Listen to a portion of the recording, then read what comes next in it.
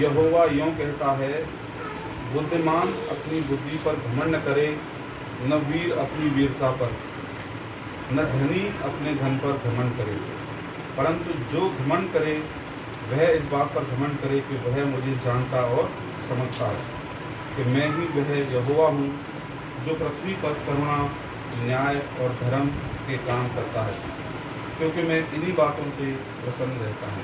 आमीन। यहोवा यूँ कहता है, बुद्धिमान अपनी बुद्धि पर घमंड न करे। परमेश्वर हम सबको कह रहा है और सारी मानव जाति को परमेश्वर कह रहा है कि कोई भी अपनी बुद्धि पर घमंड न करे, क्योंकि हर एक वो बुद्धि जो परमेश्वर के वचन के विरोध में है वो क्या है, बुद्धि होते हुए भी निर्बुद्धि है। हालेलुया। जिस ज्ञान का परमेश्वर के उद्धार को कोई मतलब नहीं है, उसके राज्य से कोई ताल्लुक नहीं है, वो आदमी चाहे कितना भी बुद्धिमान हो, परमेश्वर के सामने वो क्या है, निर्बुद्धि ही है। हालेलुया। इसीलिए वो कहता है कि बुद्धिमान अपनी बुद्धि पर घमंड न करे, क्योंकि एक जगह लिखा है परमेश्वर ने संसार की बुद्धिमानी को मूर्खता ठहराया, और यही मूर्खता है, यही बुद्धिमानी है, संसार की बुद्धिमानी है जिसको वो बहुत ज़्यादा बुद्धि उन्होंने ग्रहण करके, इतनी ज़्यादा बुद्धि ग्रहण कर ली है, इतने ज़्यादा लोग बुद्धिमान हो गए, इतना ज़्यादा संसार इंटेलिजेंट और स्मार्ट हो गया है कि अब जो समस्याएं आ रही हैं वो उनकी सारी बुद्धि क्या है, खेल जा रही है। उनकी जो बुद्धि है उनको बचा नहीं सकती। हालेलुया। इसीलिए परमेश्वर कह रहा है कि संसार की जो बुद्धिमानी है वो परमेश्वर के सामने क्या है, मूर्खता है। और परमेश्वर की जो मूर्खता है, ये वचन क्या है, ये वचन संसार के लोगों के लिए क्या है, मूर्खता है। लेकिन लिखा है कि तुम उद्धार पाने वालों के निकट परमेश्वर की सामर्थ्य है। हमारे निकट ये परमेश्वर की सामर्थ्य है, परमेश्वर का ज्ञान है, और ये क्या है, वास्तव में बुद्धि है। तो परमेश्वर उन लोगों से कह रहा है कि जितने भी लोगों के अंदर सांसारिक बुद्धि का घमंड है, वो कह रहा है कि तुम अपनी बुद्धि पर घमंड मत करो। संसार के लोगों से तो कह ही रहा है, अगर मेरे मन में भी कोई ऐसे विचार हैं कि मुझे लगता है कि मैं बहुत स्मार्ट हूँ, मैं बहुत ज़्यादा अच्छा जानता हूँ, हम सब लोगों के लिए, मेरे लिए भी है, तो परमेश्वर कह रहा है घमंड मत करो। अगर घमंड करो तो खाली मुझ पर करो। हालेलुया। बुद्धिमान अपनी बुद्धि पर घमंड न करे, न वीर अपनी वीरता पर घमंड करे।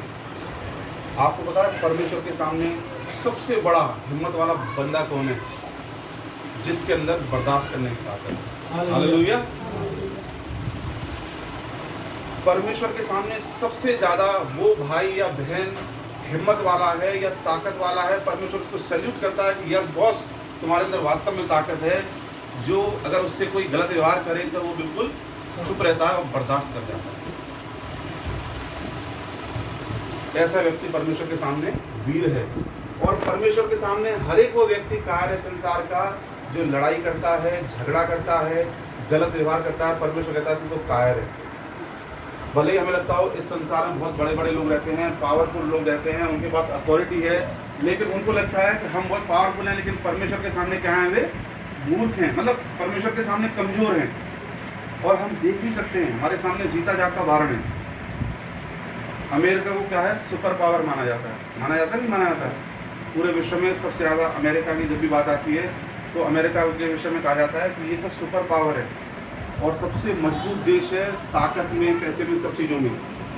और अभी हम देख सकते हैं जो ये कोरोना महामारी आई है, सबसे ज़्यादा जो मौतें हैं उसी देश में हुई हैं। सबसे ऊपर चल रहा है वो इस समय मौतों में। क्यों? क्योंकि कहीं ना कहीं उन्होंने परमेश्वर की वाचा को तोड़ा है। और केवल अमेरिका ही नहीं, जो जैसे जितने भी मतलब यूरोप के देश हैं, अमेरिका भी हुआ, और जो यूरोप के देश हैं जिनको क्या है, आप संसार में अगर बात करोगे तो जो पश्चिमी देश हैं जिसमें अंग्रेज रहते हैं, वैसे भाषा में बोले तो जिसमें अंग्रेज रहते हैं, उनको बोला जाता है प्रथम संसार के लोग हैं। ये प्रथम संसार के। दुनिया में 3 वर्ल्ड हैं। एक फर्स्ट वर्ल्ड है, फर्स्ट वर्ल्ड पहली दुनिया बोला जाता है, जो संपन्न देश हैं, डेवलप्ड कंट्रीज हैं, अमेरिका हुआ, यूरोप हुआ।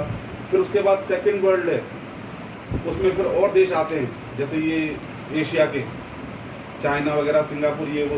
और तीसरा जो है थर्ड स्टेज पे, वो हमारे आते हैं, ये इसमें 33 करोड़ है, जब लाख में भगवान तो ऐसा क्यों है हिंदुस्तान। और उनका एक है, देखो उन्होंने कितनी तरक्की कर ली, हालांकि अब उन्होंने वचन तोड़ा है तो फिर परमेश्वर का कोप भी आ रहा है।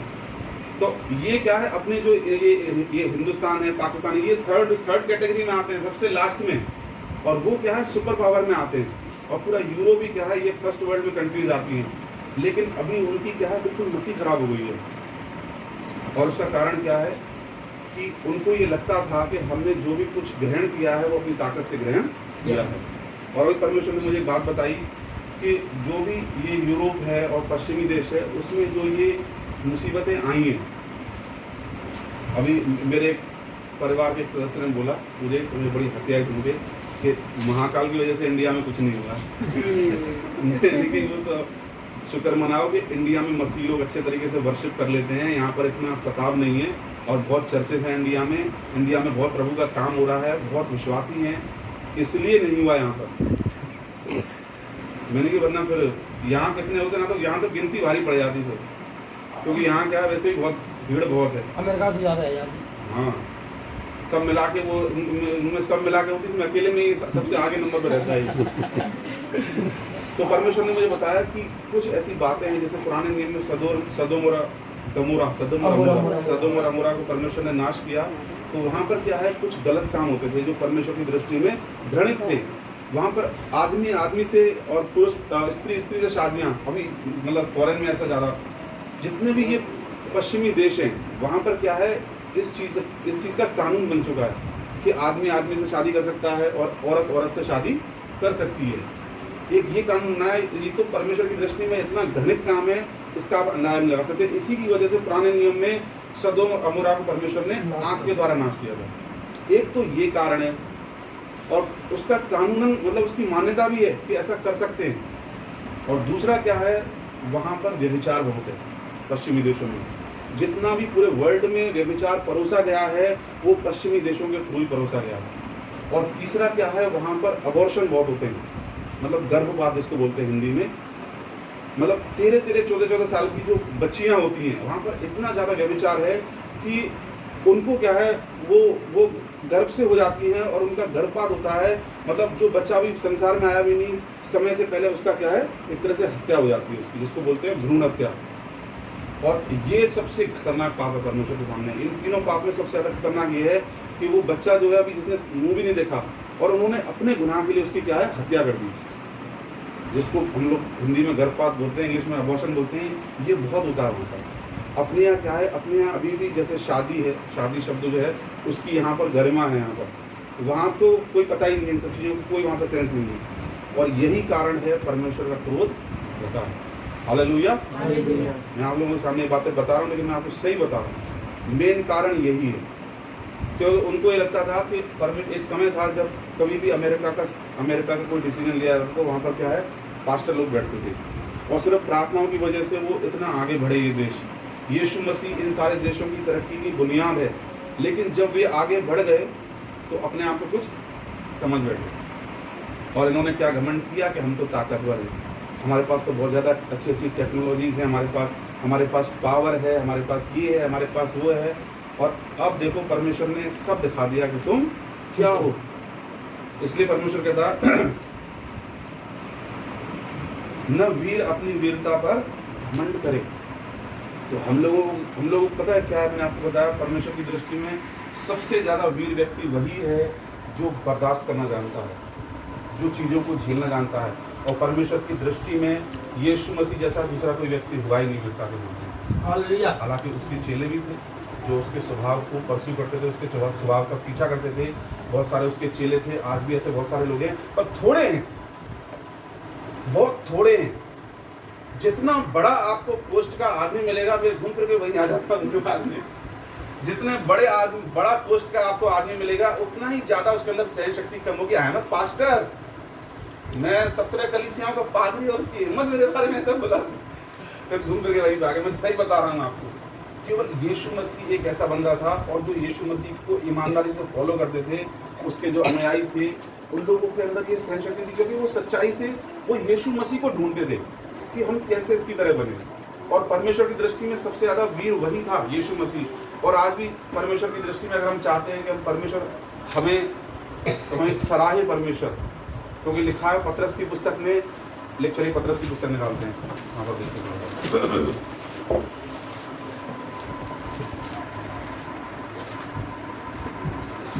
पहला पतरस की पुस्तक निकालिए,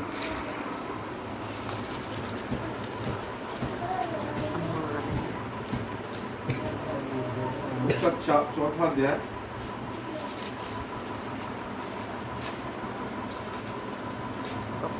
बता दूंगी, और उसकी 15वीं आयत पढ़ी सुनिए।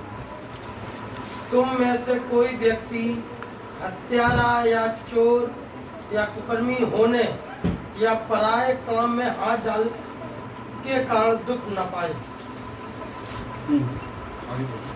पर यदि मसीह होने के कारण दुख पाए तो लज्जित ना हो, पर इस बात के लिए परमेश्वर की महिमा करे। बस एक जगह यहाँ पर लिखा है, एक जगह ये लिखा है, यहाँ पर लिखा है तुम में से, एक जगह लिखा है यदि तुमने अपराधी होने के कारण घूसे खाए, कुकर्मी होने के कारण घूसे खाए तो कौन सी बड़ी बात है। तुम में से कोई व्यक्ति हत्यारा या चोर या कुकर्मी होने या पराये काम में हाथ डालने के लिए कारण दुख न पाए, पर यदि मसीह होने के कारण दुख पाए तो लज्जित न हो, पर इस बात के लिए परमेश्वर की महिमा करे। और एक जगह लिखा है परमेश्वर इन बातों से खुश होता है।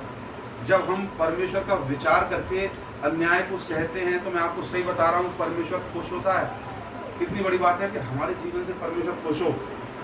जब भी हम परमेश्वर के वचन का पालन करने की कोशिश करते हैं, जैसे हमने सुना कि इन अंत के दिनों में परमेश्वर ने अपने पुत्र के द्वारा बातें करी हैं। इसका मतलब पता है क्या है? कह रहा है कि पहले तो बाप दादों से बातें करती थी, अब उनको हटा दो, मतलब उनको हटाने का मतलब अब उनकी ज्यादा मत मानो।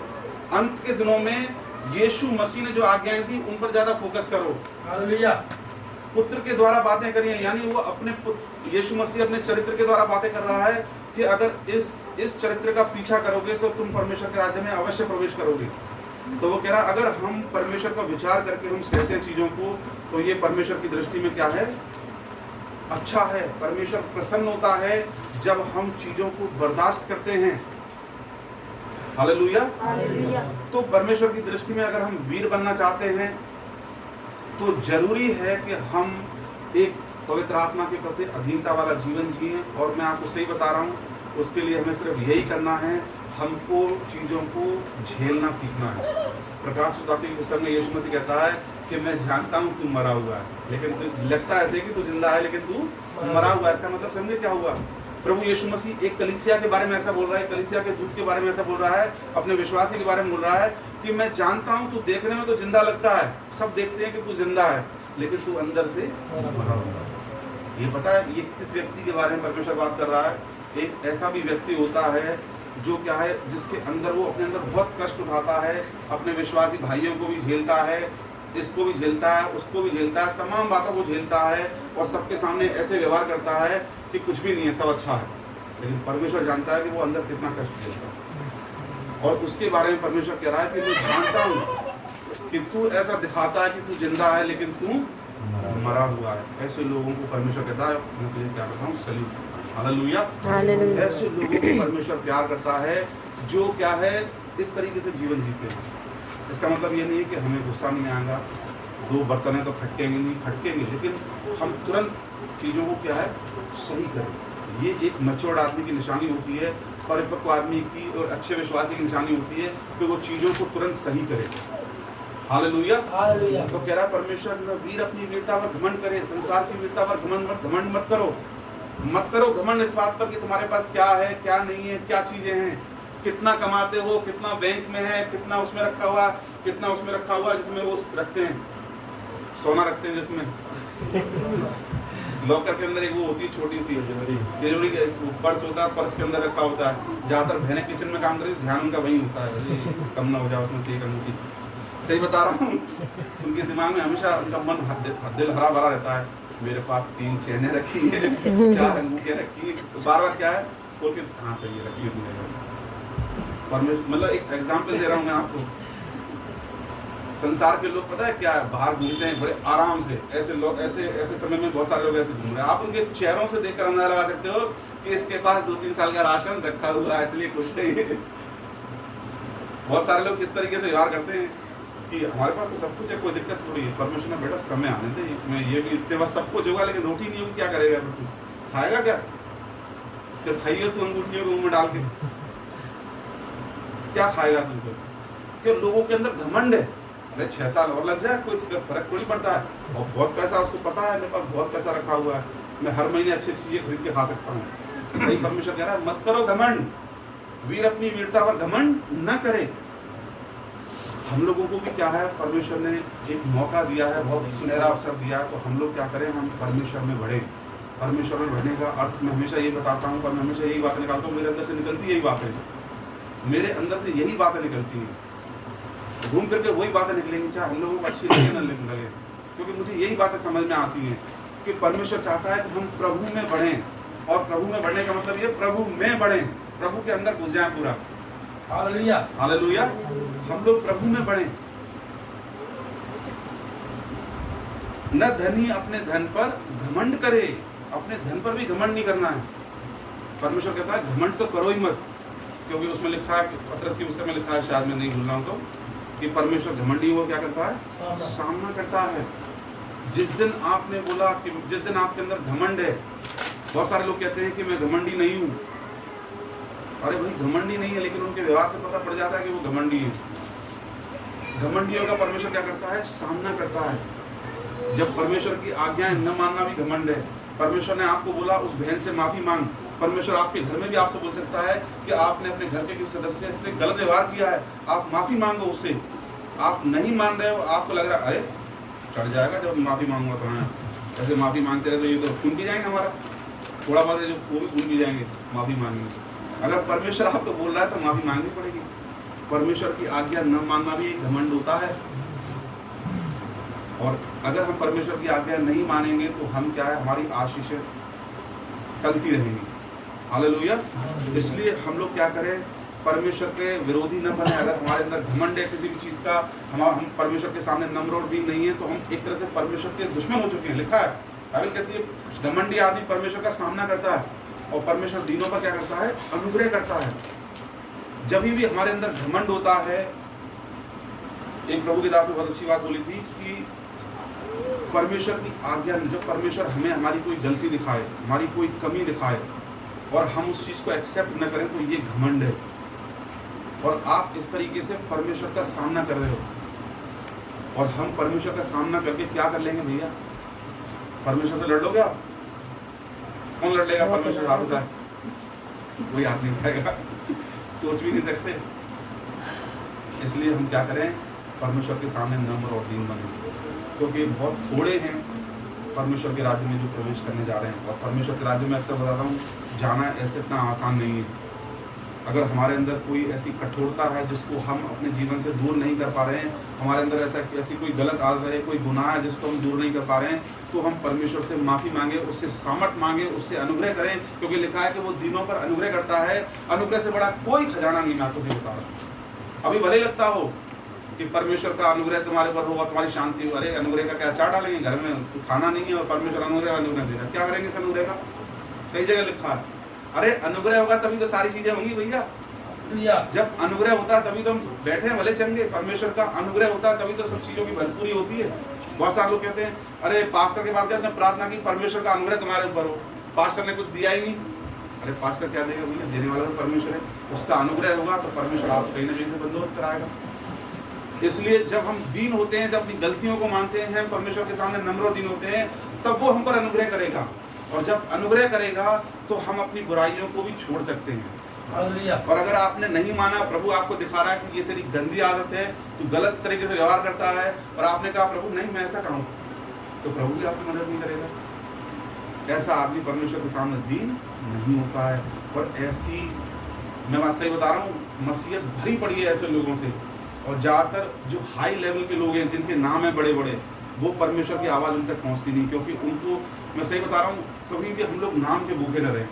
ये एक नाम ऐसी चीज़ होती है, टाइटल ऐसी चीज़ होती है जो इंसान के सामने घमंड का पर्दा ले आती है कि नहीं है?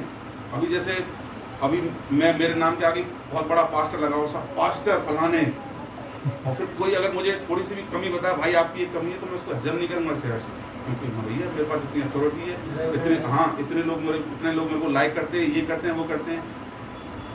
इसलिए हम इन सब चीज़ों से डरें, हम शीर्षकों से डरें, नामों से डरें, बड़े बड़े नामों से डरें। इसीलिए यीशु मसीह ने कहा है तुम लोग अपने आप को रब्बी मत कहलाना, क्योंकि उसको पता है कि इनके दिमाग खराब हो जाएंगे।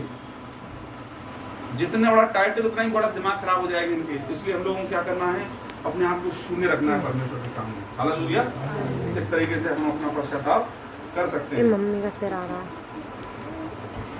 परंतु जो घमंड करे वह इसी बात पर घमंड करे कि वह मुझे जानता और समझता है कि मैं ही यहोवा हूँ, जो पृथ्वी पर करुणा, न्याय और धर्म के काम करता है, क्योंकि मैं इन्हीं बातों से प्रसन्न रहता हूँ। जो कोई घमंड करे वो इस बात पर घमंड करे कि वो मुझे जानता और समझता है। हमें परमेश्वर को केवल जानना ही नहीं है, हमें परमेश्वर को समझना भी है। दोनों बातें बोली परमेश्वर ने। हमको परमेश्वर को जानना है, हमको परमेश्वर को समझना है। और एक जगह कहता प्रभु का दास, मैं मसीह के मन को समझना चाहता हूँ कि मसीह का मन कैसा था। इंग्लिश में बोलते हैं क्राइस्ट लाइक बिहेवियर, मसीह के समान व्यवहार। हमको परमेश्वर को समझना है और हमको ये देखना है कि प्रभु की भली इच्छा क्या है, परमेश्वर क्या चाहता है। और मैं ही वह यहोवा हूँ जो पृथ्वी पर करुणा, न्याय और धर्म के काम करता है, क्योंकि मैं इन्हीं बातों से प्रसन्न हूँ। हमको यही काम करने की कोशिश करनी है, क्योंकि परमेश्वर इन चीज़ों से प्रसन्न रहता है। हालेलुया। और आगे लिखा, देखो यहोवा की वाणी है कि ऐसे दिन आने वाले हैं जिनका खतना हुआ हो उनको खतना रहितों के समान दंड करूंगा। इसका मतलब क्या है? बहुत सारे लोग हैं जिन्होंने यीशु मसीह को ग्रहण किया जब वो कुछ भी नहीं थे। यीशु मसीह ने उनको बहुत कुछ बना दिया। एक टाइम था जब वो कुछ भी नहीं थे तो परमेश्वर उनसे क्लियर बात करता था, उनको परमेश्वर की आवाज़ सुनाई देती थी, क्योंकि वो उस समय कुछ भी नहीं थे, नम्र थे, दीन थे। परमेश्वर ने धीरे धीरे करके उनको बढ़ाया, आशीषित किया। परमेश्वर ने उनको कुछ पद दिया, परमेश्वर ने उनको कुछ नाम दिया।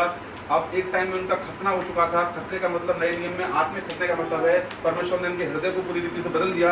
एक टाइम वो था कि उनको सबसे प्रेम होता था, उनके अंदर नम्रता भी थी, उनके अंदर दीनता भी थी, वो लोगों की मदद भी करते थे, उनके अंदर अच्छा व्यवहार था। लेकिन एक बार जब वो आगे बढ़ते गए परमेश्वर ने उनको पूरी ऊंचाई दी, मन कठोर हो गया। हालेलुया। क्योंकि मैंने अपने सामने ऐसे बहुत सारे लोग देखे हैं। एक टाइम ऐसा था कि उनका व्यवहार बहुत अच्छा था, लेकिन जैसे जैसे वो बढ़ते गए अब उनका व्यवहार पहले जैसा नहीं रहा। कह रहा कि मैं जिनका खतना हुआ हो उनको खतना रहितों के समान दंड दूंगा। मतलब एक टाइम था, परमेश्वर कह रहा है कि उनके अंदर पहले वाला प्रेम था, बहुत अच्छा उनका जीवन था। अब मैं उनको उन्हीं की श्रेणी में लाकर खड़ा करता हूँ जिनका खतना हुआ ही नहीं है। यानी उनका बिहेवियर ऐसा हो गया है कि लगता है कि इन्होंने परमेश्वर को कभी जाना ही नहीं। क्यों? उनको लगता है अब हम व्यभिचार के पाप नहीं करते, अब हम हत्या नहीं करते, अब हम चोरी नहीं करते, अब हम फलाना नहीं करते, अब हम ये काम नहीं करते। लेकिन छोटी छोटी लोमड़ियों से मसीहत भरी पड़ी है। मैं आपको सही बता रहा हूँ। ज़्यादातर अब शैतान पता है इतना धूर्त है, उसने ये सब गुनाह तो लोगों के सामने लाना ही बंद कर दिया। उसको मालूम है नहीं करेंगे ये, इनके सामने में कितना भी धन लेके आऊँ चोरी करेंगे ही नहीं, नरक चला जाऊंगा मैं। वो क्या है, चर्च के अंदर रह के अब शैतान काम कर रहा है। सही बता रहा हूँ मैं आपको। ऐसी चीजें करवाता है, छोटी छोटी लोमड़ियाँ। बाइबल लिखा कि छोटी छोटी लोमड़ियाँ ही दास की बारी को नाश करती हैं। और लिखा छोटी छोटी लोमड़ियों को बांध लो पकड़ के। छोटी छोटी बातें, मैंने आपको एक बार पहले ही बताया था, ऐसा भी होता है कि अगर ये सब बातें, ऐसा नहीं कि मैं बोलता हूँ तो मैं नहीं करता हूँ, लेकिन मैं क्या परमेश्वर का अनुग्रह है कि मैं बहुत सारी चीज़ों को देखता हूँ तो मैं दूसरे को देख के सदा सीधा हो जाता हूँ कि नहीं ये गलत है और नहीं होना चाहिए ऐसे। जैसे ही कोई व्यक्ति बड़े पद का हो जाता है और आपने उसको बुलाया और वहाँ से वो बड़ा मन बना के आया, आज मैं इस चर्च में गया हूँ, आज तो मुझे पूरा 1000-2000 का दान मिलेगा और प्रचार के लिए मौका मिलेगा और खाने के लिए मुर्गा मिलेगा, बढ़िया पूरा आदर मिलेगा मेरे को। और आपने उसको बुलाया भाई साहब चर्च में, और बुलाया और आप उसको जमीन में बिठा के दिखा दो, अगली बार आपके पास चर्च में आ जाए वो, मैं आपको सैल्यूट करूँगा।